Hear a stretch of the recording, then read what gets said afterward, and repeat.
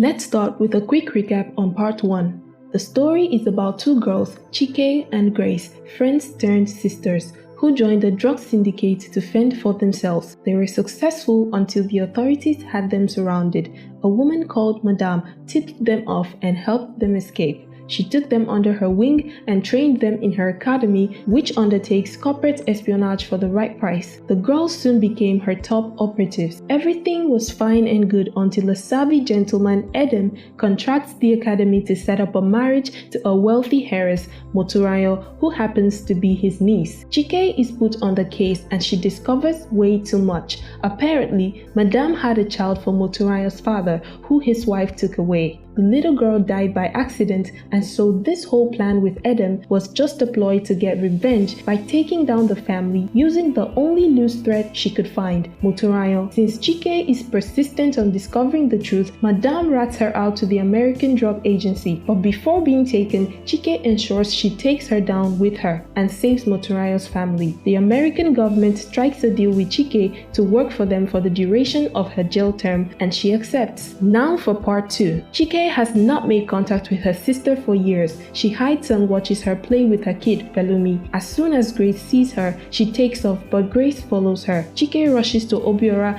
a DOS agent she came with, so they could leave. Her sister gains on them and tries talking to her, but she ignores her completely. She explains she cannot be seen with her sister until the sentence is done. In the next scene, Chike and Obiora are on a mission to abduct an arms dealer on a private beach house. They manage to get the man follow them, but their plan is almost ruined by a lady, Usi, who knows she's an agent working for the American government. They get the man back to their boat and have him give them information they need. Grace is at home with her family when she notices someone lurking around the premises. She follows stealthily and knocks her out. She recognized the lady as one of Madame's girls. Not long after, a group of ladies walk in. With them is Usi. She happens to be the leader of the gang. She takes Grace's child and drops a phone with her to give to Chike. Grace complains she cannot reach her sister, but they leave anyway. Chike and her party deliver the arms dealer to Director of Security Teju, waiting on them, with Eugene, the agent responsible for her. Chike does not seem to like Teju. Eugene meets Chike at a bar. She's about to go on a break when he comes to give the news about her sister's child. The group who took the child are connected to the case she's working on. Eugene says Grace's child is a Nigerian citizen and so she must not interfere, but focus on her mission of taking down Alter, the leader of a terrorist group. Usi works for Alter, so she'll be killing two birds with one stone. She meets Obiora and the guy is quirky as hell, always trying to make her laugh. He takes her to go see her sister. Grace's husband flares up at the sight of Chike, blaming her for everything, while Grace hugs her sister. She informs her of everything she knows and gives her the phone Usi left behind. It contains addresses and locations for where they'll meet. Chike says she'll do whatever Usi wants for Pelumi's sake. Chike meets Usi's girls at one of the locations. The girl leads her to a van where Usi waits. Usi wants her to steal something from a man named Igwe McIntosh, who offers banking services to people who want to escape the banking system. She is to bring every content in his safe in exchange for Pelumi. Obiora thinks it's insane to rob McIntosh, as she will be stealing information of drug lords, terrorists, and corrupt politicians. Chike, on the other hand, can't seem to understand why they want her to do it when they could carry out the mission themselves. Chike and her party pays a visit to Edem, who sends them a welcome party. That is until she agrees that whatever brought her, he gets 75 million out of it. They need him because he used to launder money for McIntosh. With Edem's help, she gets to meet McIntosh and tells him the Department of Security has enlisted the aid of the US government to take him down, and she can help him escape it. McIntosh calls them to his office the next day and she manages to get everything in his safe. She meets Usi at a garbage dump and hands them what they need. Usi tells her she's on the wrong side, she should join them, then instructs her girl Omada to take her to Pelumi. Eugene had Edem put a tracker in the van Chike was on. He then reports to Teju, who says they'll talk once she has Usi. But Eugene thinks their mission was about Alter, not Usi. Grace gets to see her daughter again, safe and sound. Chike is relieved. While she meets her niece for the first time, the Department of Security comes to arrest her for letting Usi go. Eugene meets her later and informs her Macintosh is a DOS undercover operative, one of their best assets. Now the Department of Security want her to take Usi and Alter down. If she refuses, they'll take away Grace's child. Chike pays a visit to Teju's office, and let's just say these two hate each other's guts. Outside waiting on her is Obiora and Grace. Grace is not happy at the way she chooses to risk her life every time for others and wishes to help this time. Chike pays a visit to Madame in jail to get some information, but she agrees to talk only if she gets her out of jail. Chike pays Macintosh a visit to ask his help to break Madame out of prison, but of course he's not going to help her just like that.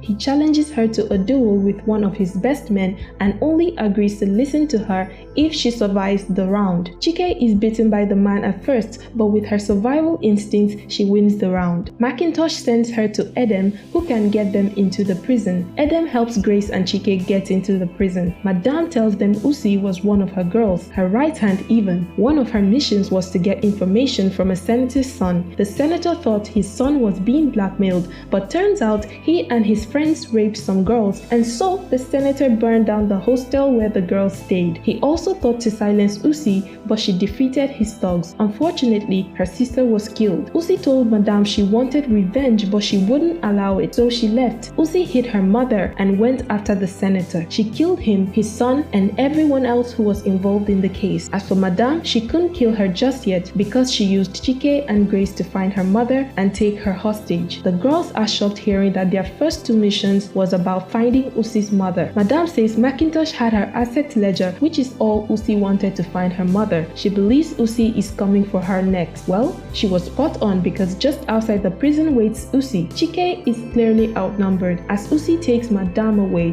Grace tries to attack, but a sniper takes her out. Grace is rushed to the hospital, but it's too late for her. Chike promises to kill Usi. At the hospital lobby, Teju has come to make sure Chike is still going on with the mission despite all. She tells her she's more motivated than ever. She will kill Usi herself. Eugene gives Chike a drive containing a satellite feed tracking Usi's convoy. Apparently they have Alter's whereabouts, but he gives Chike 3 days to do whatever she wants with Usi before he circulates the information. Chike gathers a few she can trust to help her with the mission. While staking out Usi's location, Usi's girls, Omada and Nkoyo, will approach them and tells her the only reason she's still alive is because they feel bad for Grace. That night, she has a little chat with Edem, who tries to advise her against following her need for revenge. Later, she tries to sneak out alone, but Obiora catches her. She says she can't risk their lives for her cause. He advises they stick together and suggests they sneak in quietly into Usi's camp. Their plan works out and she makes it to Usi's room, but she's surprised to find Usi alone and looking very sick. The girl explains she's on a chemo session for cancer treatment, so she can't be on steroids at the moment. That's what gives her strength. She further explains she, just like Macintosh, is an undercover agent for the DOS. It was all Teju's idea to create Alter, a criminal group that brought about the downfall of other criminals. Usi posed as Alter all these years, and now she seeks Chike to succeed her and become Alter. Chike tries to kill her, but she can't get herself to. Then Obiora walks in, wishing Chike had killed her. Instead, now he has to do it. Usi knows Teju would want to kill her for fear of her past coming back to haunt her, since the DOS doesn't know Alter was all her idea. Chike tries to change Obiora's mind, but he'd rather serve his country. While they fight, Chike shoots him with a dart gun. Before he passes out, he says they'll come for her. Macintosh walks in and turns out he's a friend to Usi. Chike says she wants nothing to do with Usi or the organization. Then she leaves. Eden picks her up on the way. Chike visits her sister's grave, crying and begging for forgiveness for not avenging her. Omada meets her there and tries to convince her to take up where Usi left off. As Chike drives away, pondering on Omada's words about how her sister would have wanted this for her rather than the life she has now, she turns back, and in the next scene, she's taken over and declares she's coming for corrupt people in power and their supporters. Teju, on the other hand, pays a visit to Madame. Usi locked her away somewhere. She tells her she has a job for her,